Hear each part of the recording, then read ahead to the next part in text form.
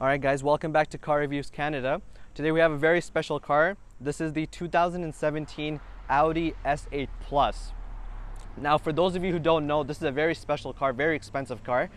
If you're looking at a full-size luxury sedan, you want the utmost comfort, the most luxury, or simply they want a lot more horsepower for a big family sedan, you're looking at this one, the Audi S8. Now obviously the S8 is Audi's full performance variant of the A8, and the A8 is just the regular full-size sedan.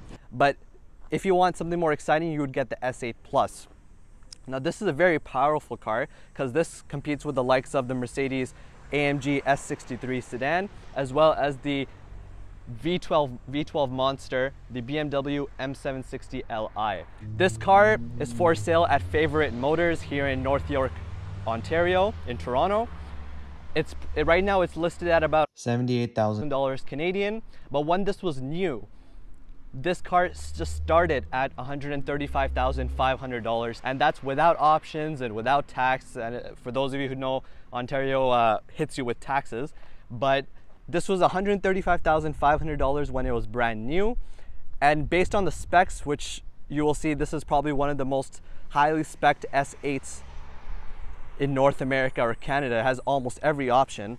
This one was probably nearly $160,000 when it was new. Obviously taxes and shipping is all extra. And it has roughly just under 70,000 kilometers rather, which is not too much considering this car is, again, a family sedan. It's used, it gets used, right? It's not a supercar, it's not a two-door coupe or a rear-wheel drive car in which you know, you would only drive it in short, you know, in summers or in certain seasons. This car is a full family sedan. It's 2017, 70,000 kilometers. Amazing deal for this car. So if you guys are interested in Toronto or anywhere in Canada, definitely check out Favorite Motors. Start with the headlights. Obviously these are full LED headlights. I mean, that's something you would expect at this price point. This is the most luxury SUV, sedan rather, or even rather vehicle in all of Audi's lineup, at least since 2017 that they offered. So I mean, this is something you would expect. Full LED headlights, daytime running lights are LEDs as well. Full high beams are obviously LED as well. This is equipped with the driver's assistance package, which gives you the adaptive radar cruise control. So they put Audi, I mean, Audi's is known for this if you've ever explored Audi, but they put the radars in the space of the fog lights. So as you can see on the other side, it's not a fog light, it's actually a radar. So that's where they house the radars, and there's a bunch of parking sensors all around the car. I mean, this is a pretty big car. It stands at about just north of 202 inches long. It's slightly shorter than its competitors with the Mercedes and BMW, but nonetheless, it is a full-size sedan that has a pretty big price tag. Now, you guys probably noticed there's a carbon fiber kind of line that goes through the radar. That's because this car is equipped with the dynamic package. Now, this package is probably the most expensive package that Audi probably offered in any of their lineups. The dynamic package is $16,000. That's right, you heard me correctly, $16,000 for a package. This car is equipped with it. Now, obviously, it's just not carbon fiber parts. I mean, there's carbon fiber all around this car. I'll give you, I'll show it to you right now. But there's carbon fiber, but part of that package that probably holds the most value is the carbon ceramic brakes. So this car, given it's a full-size sedan, I mean, it doesn't really need it, but yes, this car is equipped with carbon ceramic brakes. So huge, big stopping power. You probably don't need it at all, but I mean, for a car like this, if you're not driving it too aggressively, which you probably will, because this is a more fun car to drive compared to the AMG S63 and the M760 Li, but if you do drive it a little gently throughout its life or however long you have it, the carbon ceramics will probably outlive you. They probably won't run out. Again, these things are made for the track. I doubt any owners take their S8s on the track, but nonetheless, it has it. So that's part of the $16,000 dynamic package, which is absolutely insane. But I'll just quickly show you all the carbon fiber parts. So obviously, there's carbon fiber here and on the other side, identical. The front carbon fiber splitter is carbon fiber. I'll just quickly show you the carbon ceramic brakes. They're absolutely huge. they almost like wrap around the whole tire. As you can see, carbon ceramic written right there. It's a very, very expensive option, which is very rare to see on S8s. I mean, not a lot of people expect their S8 with carbon ceramics, but nonetheless, this is wrapped in Continental Contact Sport Contact 5P tires. They're 265 wide tires all around. They're not staggered. It is an all-wheel drive car, but it's not staggered or anything like that. You probably don't need it. It's long enough. It's probably really stable as well. So it has all the grip that you would need. As you can see, it's all blacked out. That's part of the black optics package, which is separate. It's about $7,000. It blacks out things like the you know, the bar running across the light here. This will actually be in aluminum, as well as the black exhaust tips. Now, obviously, this is an S8. The way Audi distinguished their S Sport performance models were quad tailpipes. Now, this car has a V8, 600 horsepower, very powerful car. I put on a clip of how it revs.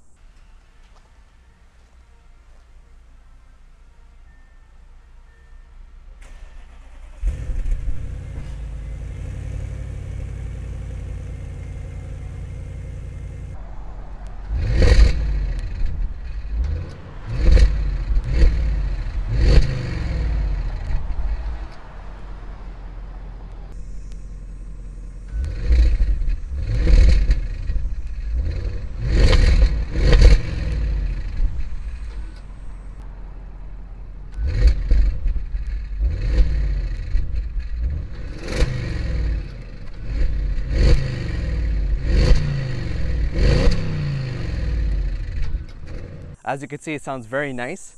Now, a little bit about the, actually, since we're here, I'll just quickly mention it. This is, again, part of the Dynamics package, the carbon fiber lip spoiler. So it's very subtle.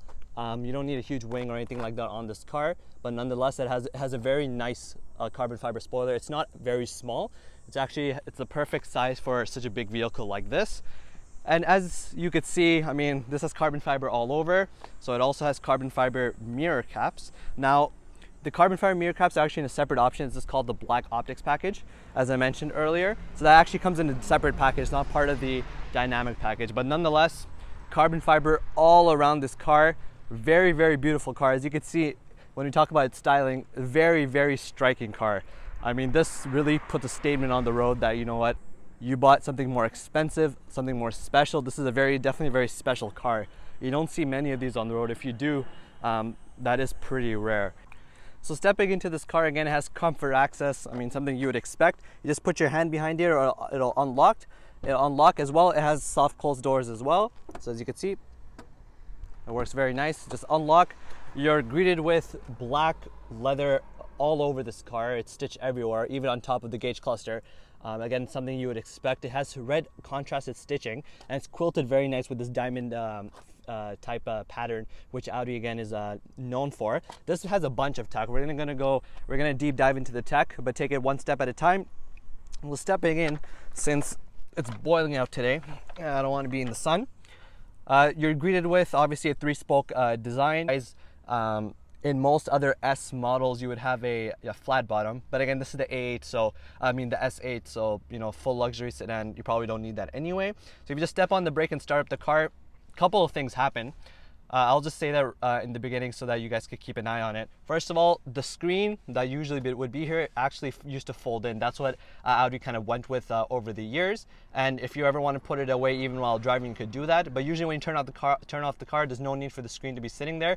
It folds and tucks in. So that comes out when you turn on the car. So that's one thing.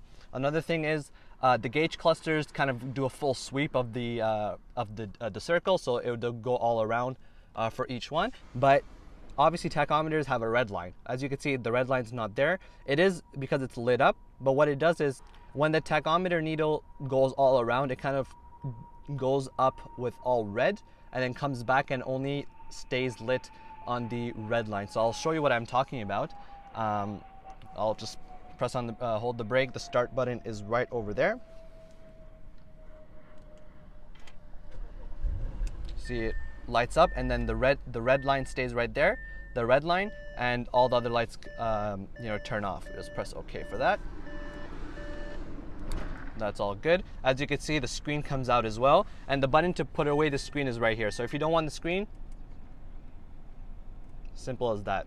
Very, very easy. This is again Audi's MMI display. It is old. It's 2017. Audi has refreshed it, but right now, as you can see, it's on the Audi Drive Select, so it's in dynamic mode right now. Obviously, you could put it in comfort, auto, which is obviously because it's probably has adaptive suspension, as well as there's individual mode, so you could customize, you know, if you want the suspension to be soft but you want, you know, the exhaust to be loud and the steering wheel to be heavy, it'll do that for you. It's all pretty customizable.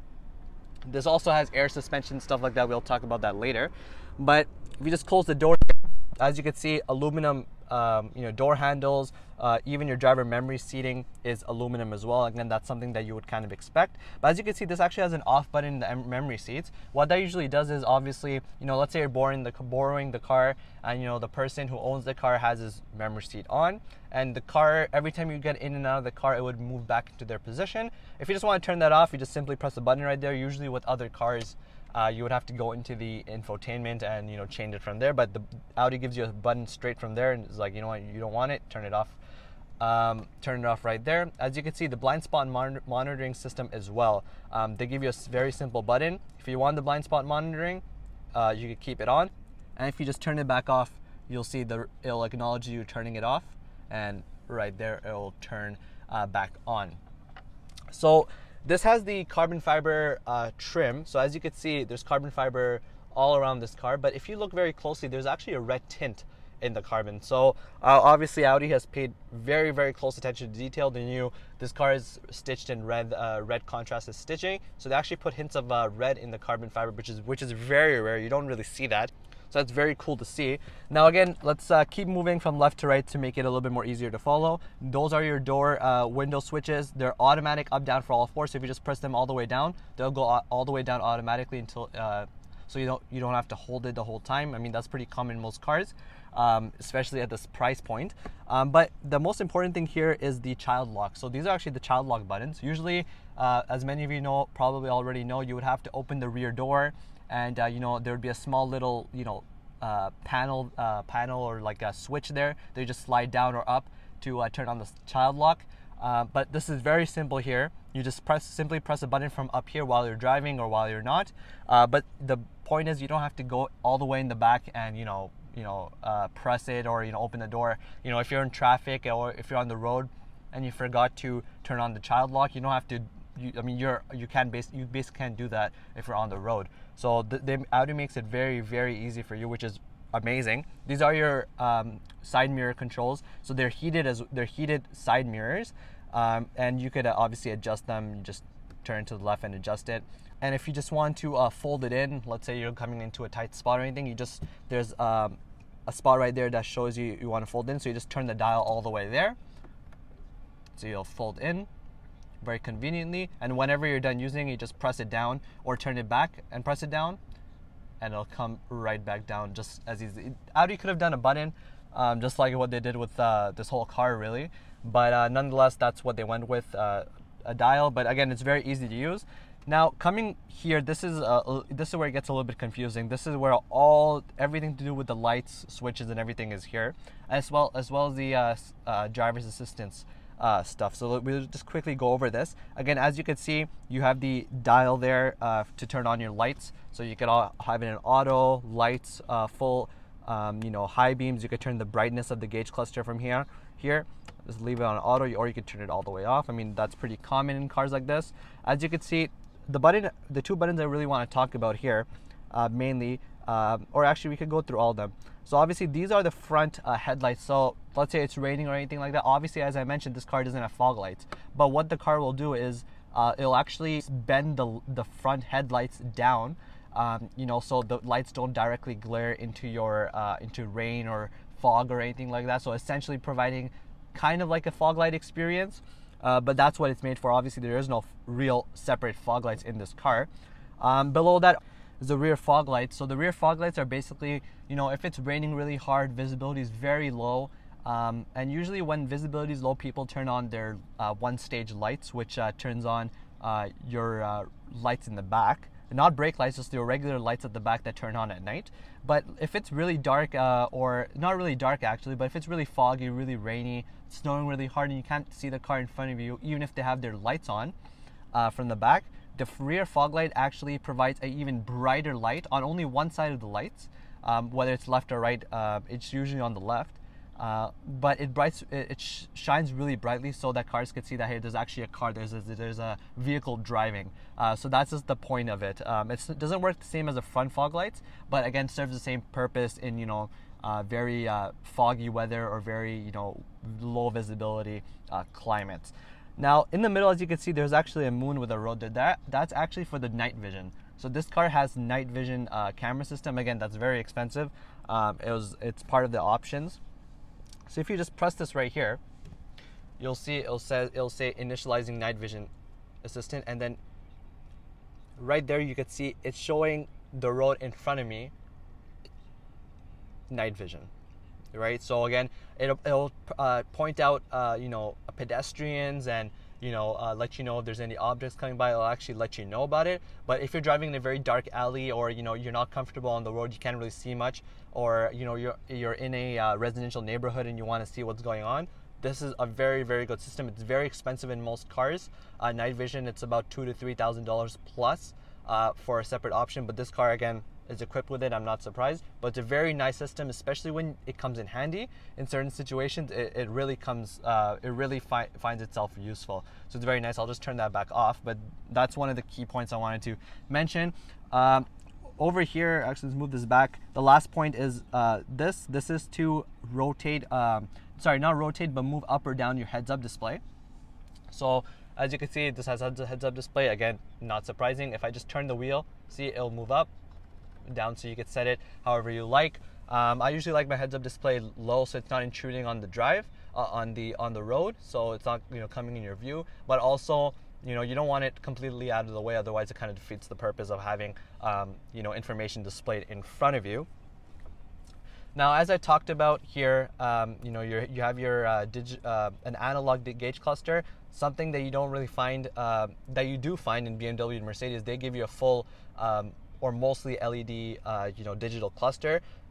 Audi kind of went with the traditional one. Again, this is a 2017 model. The S8 wasn't refreshed. It only got refreshed this year, actually, this S8.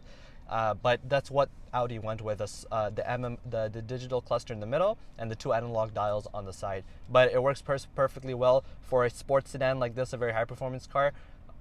I personally prefer analog gauges. It gives it a more traditional sports car feel. Now, obviously, as you can expect, this is a flagship model for Audi. A lot of menus to go through. Obviously, we're not going to go all of them right now, but it goes through everything: your onboard computer efficiency program, digital speedometer, which it will show you. So if you just press OK, it will show you the speed. If you want that, press the menu button right here. That's the menu button. If you want to select go, you know, select the menu, it's right there. But as you can see, digital speed assist. So if you press assist, it'll show you, you know, your driver assistance, and you know, if there's a car in front of you while using your radar cruise control.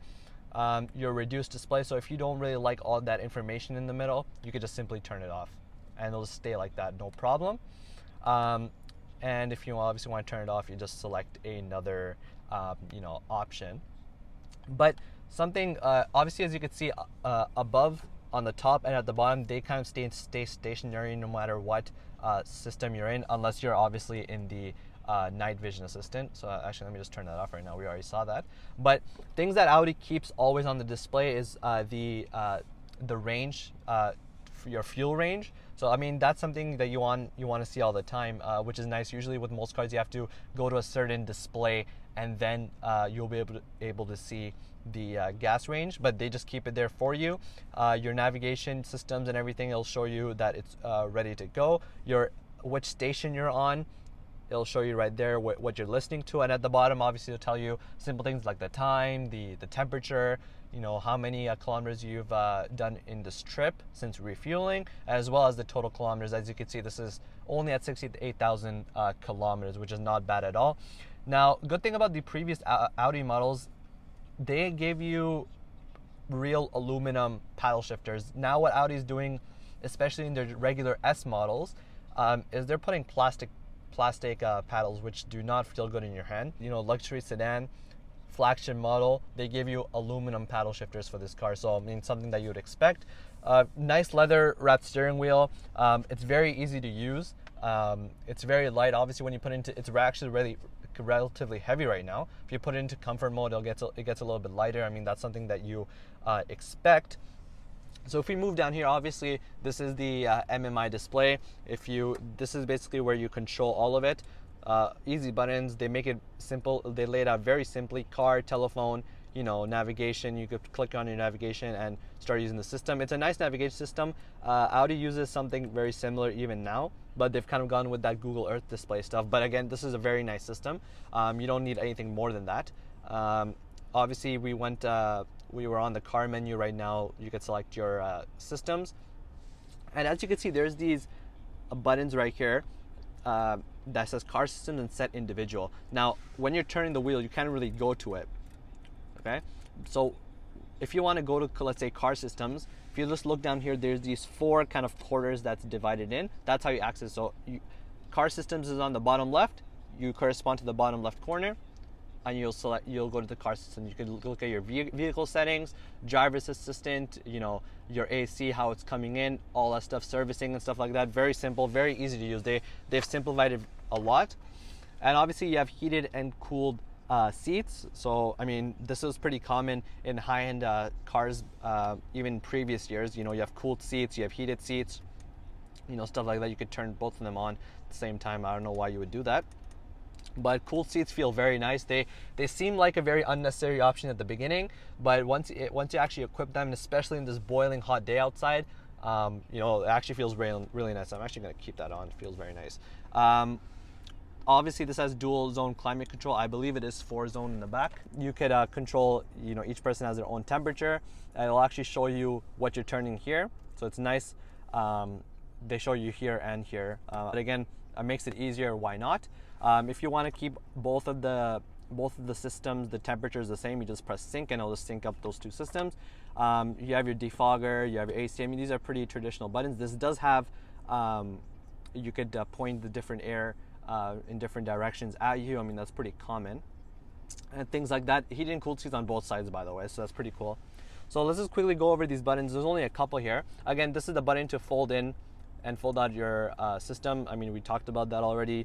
You can turn your traction control off, your hazard. Again, full-size traditional flagship SUV. You have an analog clock, which is a sign of, you know, luxury in most cars.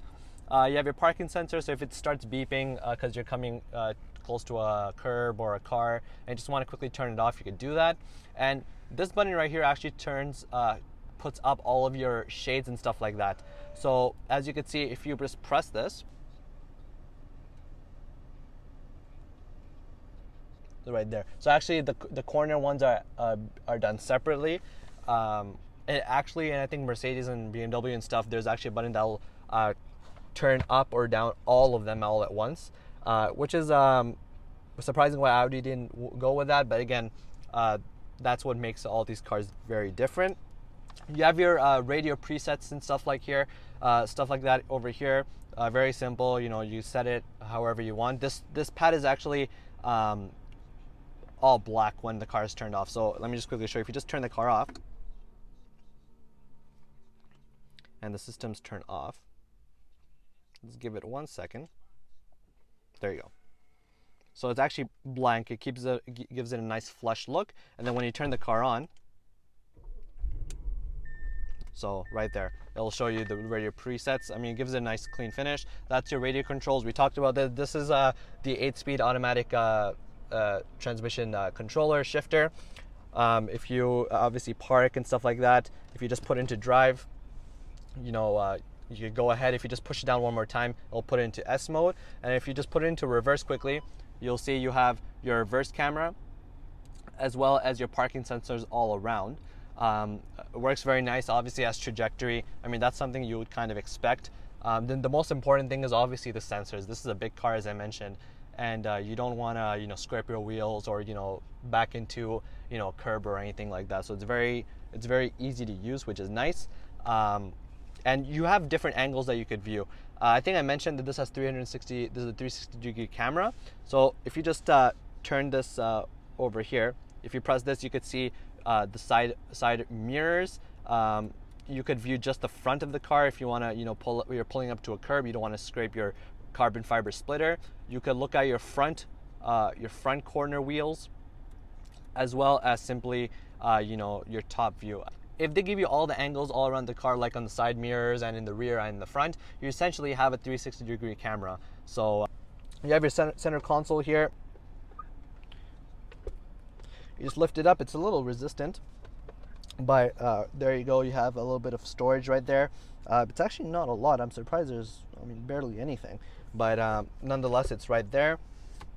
It works very nice. You have your cup holders, enough space to put two regular size cup holders. They're actually not that deep, so that's kind of surprising. But this does have the optional Bang & Olufsen sound system. This is a very expensive option. We're talking, I can't remember the exact price of this option, but I'm pretty sure it was in the $5,000 to $7,000 range just to get the sound system. So as you can see, there's a bunch of speakers in the car, but there's two speakers right there on top. They actually come up when you turn on the car when you initially start it up. So actually, if you just turn it off,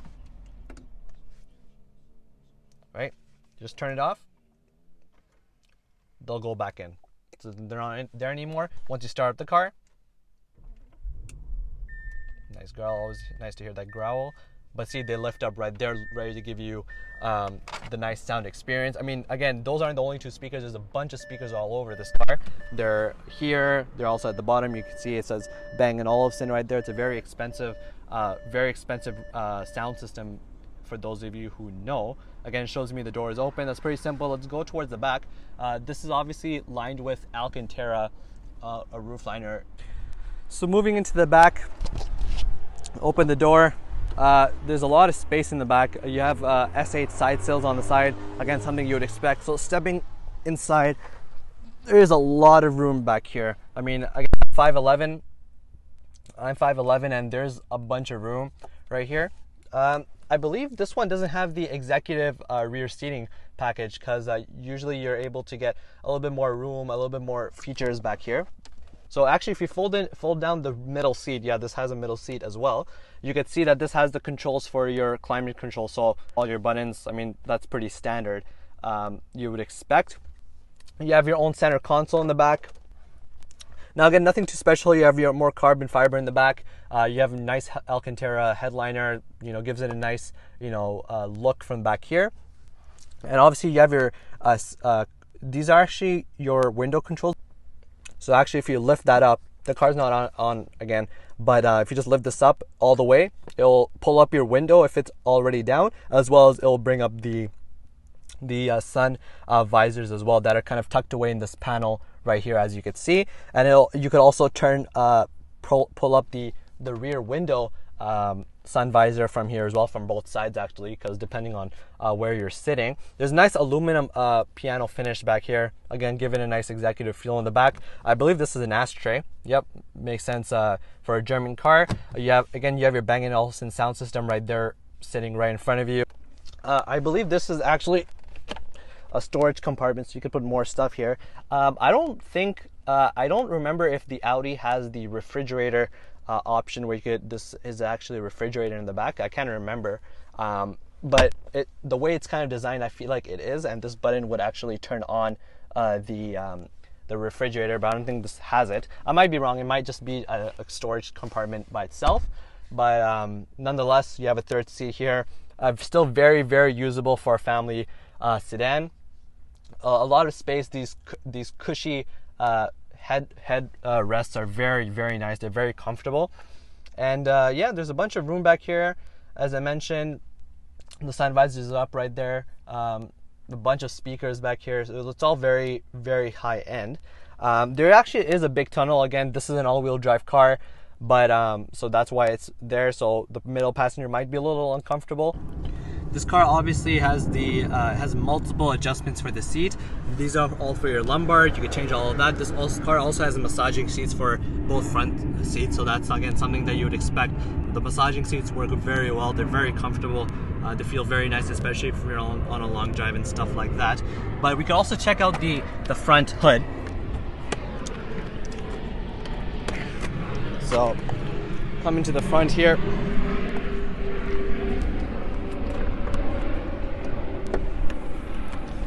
this is your 4-liter twin turbocharged V8, again 605 horsepower and 517 pound-feet of torque. So this is a beautiful sight to see. Again, nothing too crazy, there's no carbon fiber or anything like that, but Audi gives you a nice red line. Again, this is the S8, lets you know you have the V8, obviously the 2 turbos. I mean, very nice. It's not a large engine compartment, as you can see. There's only a small opening, but it's all the stuff that you need to see. Your V8, you have your obviously your windshield wiper fluid.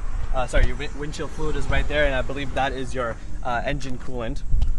But again, very nice sight to see. I just want to quickly show you guys the engine compartment. Moving to the back, this has the kick to open, and you can kick to close as well. I mean, something you would expect. This is the 2017 model. Nonetheless, it has it. It has a very large trunk room. I think it's pretty class competitive. You know, Mercedes, BMW have around the same space as well. If you just open up this bottom part here, you have your spare tire. You have your spare tire. So as I mentioned earlier, this actually I didn't mention earlier, but it didn't look like this car had run flat tires. So this makes sense that they provided a spare tire. Again, a lot of space. You have a couple of nets back here, cargo nets that you could use, but all pretty simple and easy to use. You have aluminum, you know, sliders as well, so that if you're, you know, sliding something in, you're not, you know, scratching the paint or anything like that or breaking it. Again, this is a German car, so it would come with this this orange, you know, road, you know, sign that if you're pulled over to the side of the road, it'll just let people know that, you know, there's a car parked here. Very typical German. And actually in Germany and in Europe, most cars have a bright orange light, or, you know, something like that. That is actually a reflector that, you know, if cars are, even if it's not deployable like this one, but like Mercedes has a light here that they have, so that people who are driving can know that, you know, there's actually a car parked here. Very European. Quickly see here, there's these, you know, latches here that you could, you know, tie up things and, you know, transport them. Very nice. And this does have a through and through system, so you can actually push that down. So you just quickly close it again. You could, if that's the last thing you're doing, you can just lock it and it'll close down and you are good to go. And looking at the back, obviously, I mean, we talked about this. It's an amazing looking car. You know, it's all about luxury. It's all about, you know, comfort. Yeah, it's all tied into one. 600 horsepower is a lot for a car like this. It is a big car, so I'm not saying it's not going to be underpowered by any means. You know, this car should have at least 400, 500 horsepower, which the regular A8, the non-sport one, does. But it's, you know, just enough power. And the reason why this is a little bit more fun to drive, as I mentioned earlier, is because this is a slightly lighter, smaller car than the AMG S63 and the M760 Li. M760 Li, I mean, it's pretty, you know, clear why that one's more heavier. That has a big V12 engine in it. But just like the AMG S63, there's actually one parked right there in the white, as you can see. But this one's lighter, 600 horsepower, which is on par with Mercedes has, actually, if not more, from the 2017 year. So this car was a lot more fun to drive when it came out new, and it even still is. You know, Mercedes still, I think, has a 600 horsepower for the AMG S63. But again, this is a lighter car. It may not be as luxurious as you may have, you know, noticed than a Mercedes or than a BMW. But again, this car, again, as I mentioned, started at $135,500. This is essentially spec'd out, missing a couple of things like the rear executive package. But this one probably optioned out could probably hit 170, but the AMG S63 and the M760 Li, those things spec'd out, you know, you're looking at nearly $200,000. So, you know, it's a good $20,000, $30,000 price difference. And for $20,000, $30,000, you're getting luxury, you're getting comfort, you're getting a fun car to drive, you're getting over 600 horsepower, which is absolutely insane. You know, if that's all you need, then there's no reason to pay $20,000, $30,000 more. And if you're in the market of looking for a used one, then this might be perfect. You know, black on black, this thing looks like an absolute monster, especially, I'm pretty sure, especially at night with all the carbon fiber shining and those nice dual tone silver and black wheels. I'm sure this will look like a very nice car to drive at night. as well as, you know, there's ambient lighting and stuff like that inside. Obviously there's no point in showing it during the day. And, you know, as I mentioned, the air suspension, I mean, it's a very, very heavily loaded car. So if you guys are in the market for one, definitely check out Favorite Motors. As I mentioned, has about 60, just south of 69,000 kilometers on it. Very, very good car, very good deal in my opinion. So definitely check them out. Thanks for visiting Car Reviews Canada again. I hope you guys got all the information. If you guys have any questions, definitely let me know in the comment section below. And if you guys are interested in this car or any car at Favorite Motors, definitely check out Adam here at Favorite Motors, and he'll be able to help you out with any of your car needs. So thanks for visiting Car Reviews Canada, guys, and I'll see you guys next time.